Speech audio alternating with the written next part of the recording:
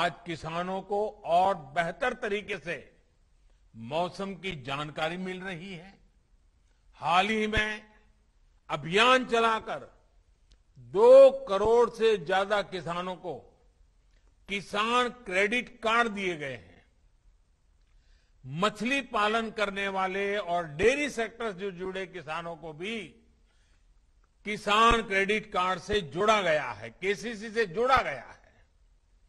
10,000 से ज्यादा किसान उत्पादक संगठन हो, ई नाम योजना के तहत ज्यादा से ज्यादा कृषि मंडियों को जोड़ना हो, मौजूदा कृषि मंडियों का आधुनिकीकरण हो, ये सारे कार्य तेज गति से किए जा रहे हैं। देश के किसानों और देश की कृषि से जुड़े जो काम बीते 6-7 वर्षों में हुए हैं, उन्होंने आने वाले 25 वर्षों के बड़े राष्ट्रीय संकल्पों की सिद्धि के लिए, क्योंकि 25 साल के बाद हमारा देश आजादी की शताब्दी मनाएगा। आज हम आजादी का अमृत महोत्सव मना रहे हैं, 25 साल के बाद आजादी की शताब्दी मनाएंगे और इसके लिए इन 25 वर्षों के बड़े राष्ट्रीय संकल्पों की सिद्धि के लिए एक बड़ा मजबूत आधार बना दिया है। बीज से लेकर बाजार तक हुए ये कार्य एक बड़ी आर्थिक ताकत के रूप में भारत की प्रगति की गति को सुनिश्चित करने वाले हैं।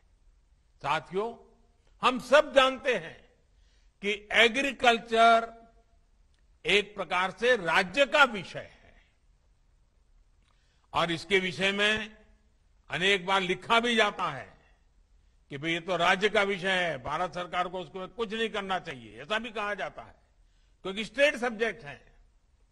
और मैं जानता हूं, क्योंकि मुझे भी कई वर्षों तक गुजरात में मुख्यमंत्री के रूप में काम करने का अवसर मिला था। गुजरात का मुख्यमंत्री रहते हुए, क्योंकि राज्य की विशेष जिम्मेवारी है ये मैं जानता था और इस जिम्मेवारी को मुझे निभाना चाहिए, ये मुख्यमंत्री के नाते मैं पूरी कोशिश करता था। गुजरात का मुख्यमंत्री रहते हुए मैंने कृषि व्यवस्था को, कृषि नीतियां और उनके खेती पर प्रभावों को बहुत निकट से अनुभव किया। और अभी हमारे नरेंद्र सिंह जी तोमर मेरे गुजरात के कार्यकाल में क्या मैं काम कर रहा था उसका भी बड़ा वर्णन कर रहे थे। एक समय था जब गुजरात में खेती कुछ फसलों तक ही सीमित थी। गुजरात के एक बड़े हिस्से में पानी के अभाव से किसान खेती छोड़ चुके थे। उस समय एक ही मंत्र को लेकर के हम चले, किसानों को साथ लेकर के चले और मंत्र था स्थिति बदलनी चाहिए, हम मिलकर स्थितियां जरूर बदलेंगे। इसके लिए उस दौर में ही हमने साइंस और आधुनिक टेक्नोलॉजी का व्यापक उपयोग शुरू कर दिया था।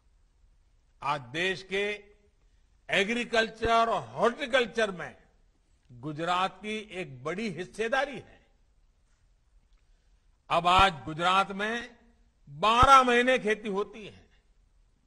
कच्छ जैसे क्षेत्र में भी आज वो फल सब्जियां पैदा होती हैं जिनके बारे में कभी सोच नहीं सकते थे। आज कच्छ का रेगिस्तान में से वहां की कृषि पैदावार विदेशों में एक्सपोर्ट होना शुरू हुआ है। भाइयों बहनों, सिर्फ पैदावार पर ही फोकस नहीं किया गया, बल्कि पूरे गुजरात में कोल्ड चेन का एक बहुत बड़ा नेटवर्क तैयार किया गया। ऐसे अनेक प्रयासों से खेती का दायरा तो बढ़ा ही, साथ ही खेती से जुड़े उद्योग और रोजगार भी बड़ी मात्रा में तैयार हुए हैं। और क्योंकि एक मुख्यमंत्री के नाते राज्य सरकार की सारी जिम्मेवारी होती है, तो मुझे वो समय इन सारे कामों करने का अच्छा सा अवसर भी मिला और मैंने पूरी मेहनत भी की।